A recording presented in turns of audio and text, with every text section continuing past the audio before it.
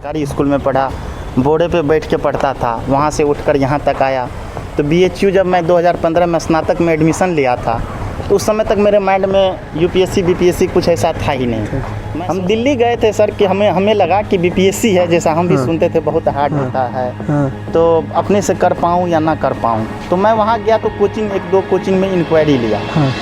फिर अभी भी सर यूट्यूब पे बाहर मिलता है, अरे तुम लोग का ग्रुप कैसा है, यही है। तो बस और सब लोग अच्छे अच्छे जगहों पे जो है वो सेट हो गए हैं।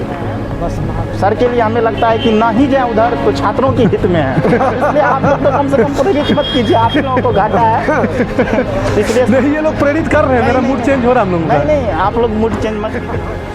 वसुधा का नेता कौन हुआ, भूखंड विजेता कौन हुआ, अतुलित यशक्रेता कौन हुआ, नवधर्म प्रणेता कौन हुआ, जिसने न कभी आराम किया, विघ्नों में रहकर काम किया। और हमारे साथ आज जो शख्स हैं वो विघ्नों में रहकर एक ऐसा शानदार काम किए हैं जिसकी एक मिसाल दी जा सकती है। रुपेश जी हमारे साथ हैं। रुपेश जी का बहुत बहुत स्वागत है मालवीय एकेडमी पे। Thank you. और रुपेश जी के बारे में मैं बताऊं कि इस बार इन्होंने बिहार PCS की परीक्षा जो है वो क्वालिफाई की है और एक अधिकारी के रूप में अब हमसे मिलने आए हैं। हमारे मित्र भी हैं, तो बहुत खुशी हुई हम सभी लोगों को इस बारे में जानकर। और हम लोगों का जो संपर्क है बहुत पुराना है। मैंने सोचा कि क्यों ना अपने छात्रों से भाई रुपेश भाई को मिलाया जाए, और रुपेश जी एक मोटिवेशन के तौर पे आप लोगों के बीच में होंगे, क्योंकि हमारे बीच कई ऐसे छात्र हैं। दरअसल जो हम लोगों का बैकग्राउंड है चैनल का रुपेश जी, वो ऐसे हैं कि अधिकांश बच्चे जो हमारे चैनल पे हैं वो अभावग्रस्त क्षेत्र से आते हैं, संसाधनों का अभाव जो है वो है उनके पास, या ऐसे बच्चे हैं जिनको कहीं ना कहीं मोटिवेशन का लैक है।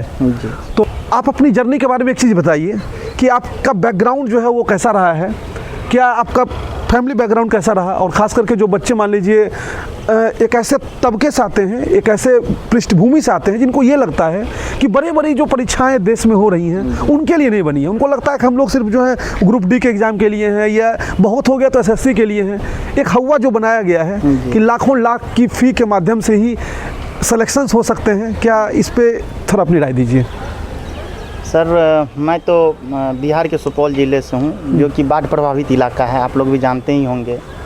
और मेरी एकेडमिक जो है कभी भी किसी प्राइवेट स्कूल या कॉलेज से नहीं हुई, कभी नहीं? कभी नहीं, आज तक कभी नहीं। अच्छा। मैं सब दिन प्रारंभिक शिक्षा से ही प्राइवेट स्कूल, सरकारी स्कूल में पढ़ा, बोर्डे पे बैठ के पढ़ता था, वहाँ से उठकर यहाँ तक आया।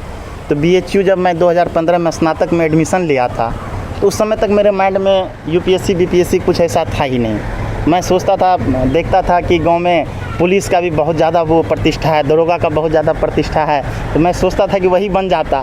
लेकिन फिर BHU आने के बाद जब बहुत सारे सीनियर हॉस्टल आते थे मिलने के लिए, और जब सारा देखते थे, पेपर में भी पढ़ते थे UPSC BPSC, तो वो BHU आने के बाद ही जिज्ञासा उनके प्रति मेरी बढ़ने लगी।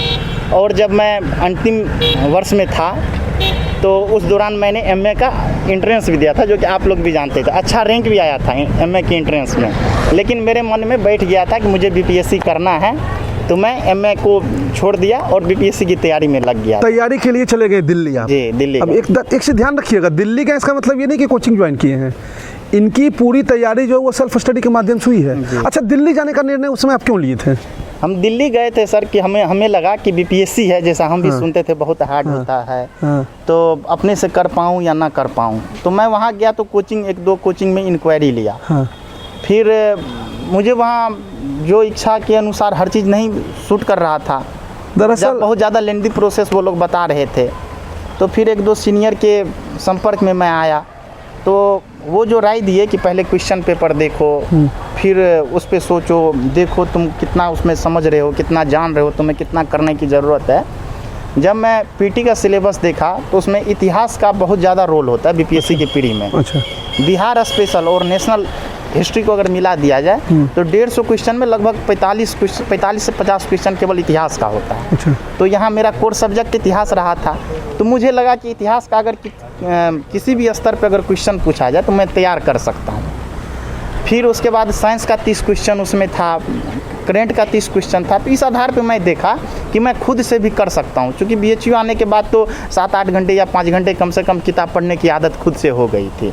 तो मैं सेल्फ स्टडी को ही आधार बनाया और उसी के आधार पे मैं पीटी मेंस इन सब का तैयारी की। अच्छा, आप ये मानते हैं कि किसी अच्छे विश्वविद्यालय से पढ़ने के बाद जो एक माहौल बन जाता है किसी चीज़ को लेकर, जैसा कि इन्होंने बताया कि जब ये ग्रेजुएशन में आए थे इनको पता भी नहीं था बड़े बड़े एग्जामों के बारे में, और आज ये एक अधिकारी के रूप में जो है हम लोगों के बीच में मौजूद हैं। अभी तो इनकी इच्छाएं जो हैं वो और रैंक को अच्छी करने की, हम लोग डिटेल में इनके बारे में पूरी बात करेंगे एक अलग इंटरव्यू में, जिसमें कि इनके सब्जेक्ट कॉम्बिनेशन, सब्जेक्ट की तैयारी कैसे करें, उन सारी चीज़ों के बारे में बात करेंगे। फिलहाल अपना ये एक मोटिवेशनल वीडियो है, तो मोटिवेशनल वीडियो में कुछ ऐसी बातें करेंगे जो नित्य प्रतिदिन लोग संघर्ष कर रहे हैं, जिससे जूझ रहे हैं। अच्छा, कोचिंग का रोल क्या होता है? वैसे तो आपने कोचिंग नहीं किया है, लेकिन क्या बिना कोचिंग के जो है क्वालिफाई नहीं किया जा सकता एग्जाम को? बिल्कुल किया जा सकता है सर। जैसे कि आप चंदन जी को भी पहचानते हैं। जी जी, वो भी BHU से हैं। मैं बताऊं आपको कि चंदन जी भी BHU से हैं, और चंदन जी भी हमारे मित्र हैं, उनका भी इस बार बिहार PCS क्वालिफाई हुआ है। उनसे भी हम आपको एक वीडियो में जो है रूबरू करवाएंगे, मिलवाएंगे।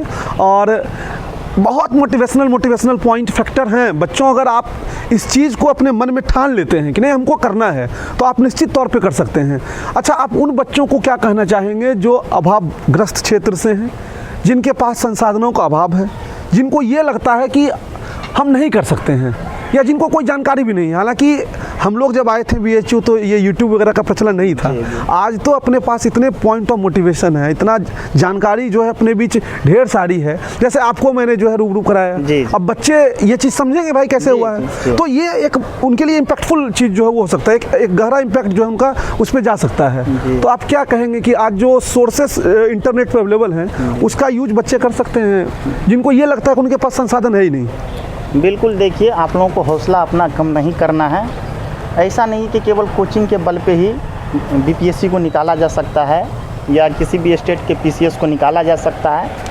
आपके अंदर अगर लगन है, खोजने की प्रवृत्ति है, तो आप खुद के अध्ययन के बल पर भी एग्ज़ाम को प्री से लेकर साक्षात्कार तक और अंतिम मेरिट लिस्ट तक में आप अपना स्थान बना सकते हैं। अगर आप खास करके BHU के स्टूडेंट हैं तो हमें लगता है कि आपको बिल्कुल भी घबराने की आवश्यकता नहीं है। आप जो यहाँ पे सेमेस्टर एग्ज़ाम देते हैं उसी तरह का पैटर्न आपको BPSC के मेंस में देखने के लिए मिलेगा। आप जो सेमेस्टर फर्स्ट ईयर से लेकर सेकेंड ईयर, थर्ड ईयर तक में आप जो बुक फॉलो करते हैं, हमें लगता है कि वहाँ के प्रारंभिक एग्ज़ाम के लिए और मेंस एग्ज़ाम के लिए वो पर्याप्त है। BHU के स्टूडेंट को तो बिल्कुल भी घबराने की आवश्यकता नहीं है। अगर आप BHU के स्टूडेंट नहीं हैं, यहाँ आपका एडमिशन नहीं हो पाया है, तो आपको भी घबराने की आवश्यकता नहीं है। आप प्रॉपर बुक को फॉलो कीजिए, प्रीवियस ईयर क्वेश्चन बैंक को फॉलो कीजिए, उसको आधार बनाकर तैयारी कीजिए। आप भी आज न कल सफल अवश्य होंगे। अच्छा, एक बहुत पर्सनल क्वेश्चन हम आपसे पूछेंगे। मैं चूँकि जानता हूँ इनके बारे में, मतलब जब ये हॉस्टल में रहते थे तो किस प्रकार से रहना सहना, कितने संघर्ष जो है वो था इनके जीवन में, हर एक चीज़ में जितने भी स्टेप थे, चाहे वो बुक खरीदने को लेके हो, चाहे मेस का फी पे करने को लेके हो, या अनेक चीज़ें जो हैं, जो भी फाइनेंशियल क्राइसिस होती है वो हम लोगों ने देखी है। स्कूलिंग सारी। भाषा क्या था आपका? हिंदी भाषा था या इंग्लिश में? हिंदी मीडियम हूँ। हिंदी मीडियम है। दोनों चीज़ ये देखिए हमारे लिए एक पॉइंट ऑफ मोटिवेशन है कि सरकारी विद्यालय के छात्र हैं हमेशा। मैं ये नहीं कह रहा हूँ कि मतलब जो प्राइवेट से वो नहीं करेंगे, मतलब ये हम मान रहे हैं कि भाई प्राइवेट में तो अच्छी शिक्षा वो पा ही रहे हैं, ऑब्वियस सी बात है।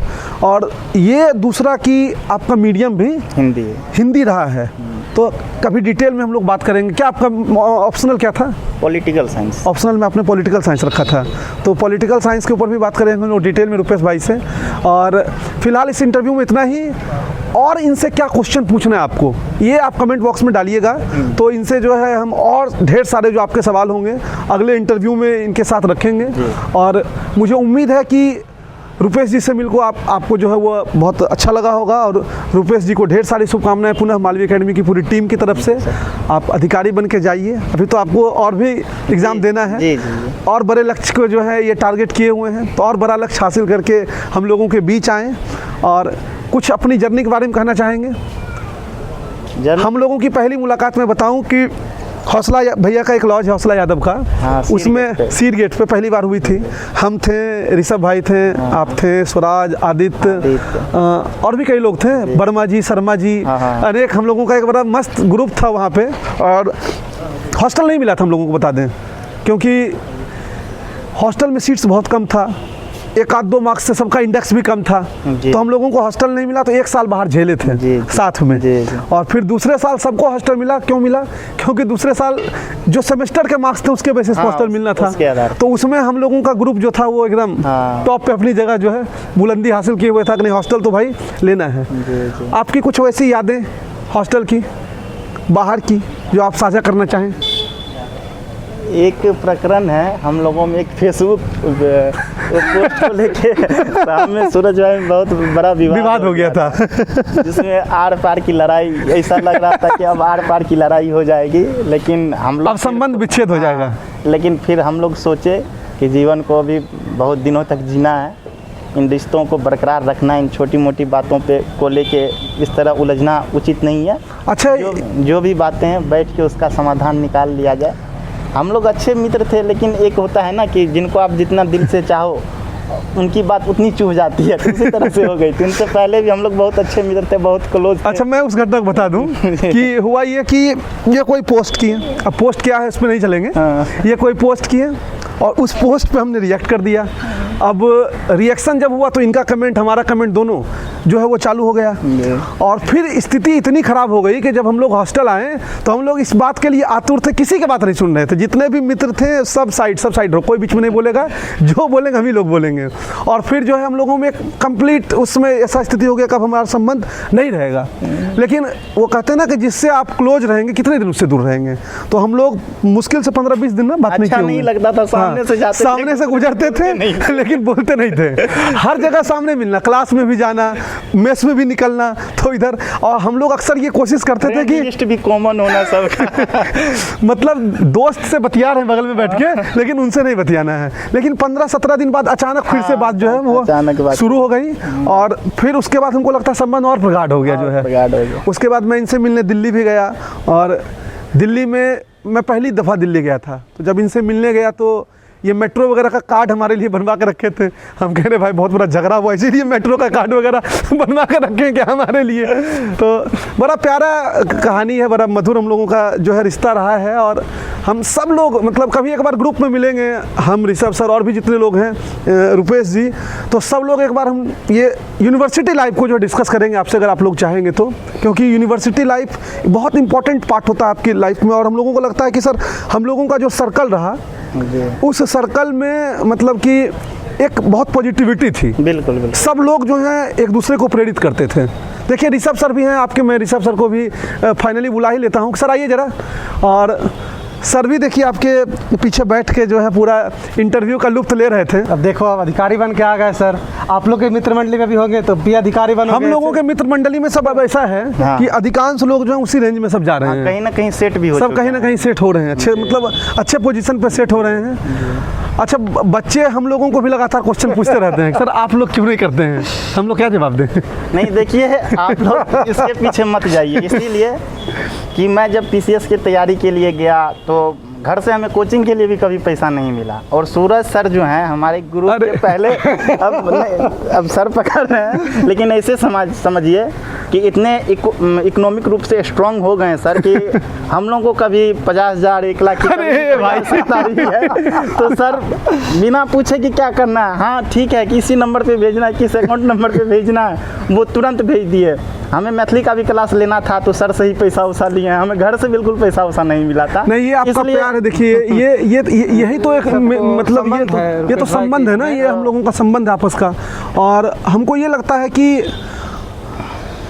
एक दोस्ती का जो संबंध होता है बहुत अनोखा संबंध होता है सर। इसमें कहीं कुछ मतलब मिलजुल के आती नहीं है कुछ भी, इसमें मतलब कि जो भी होता है सिर्फ प्योर होता है। और अगर प्योरिटी नहीं है तो दोस्ती नहीं है।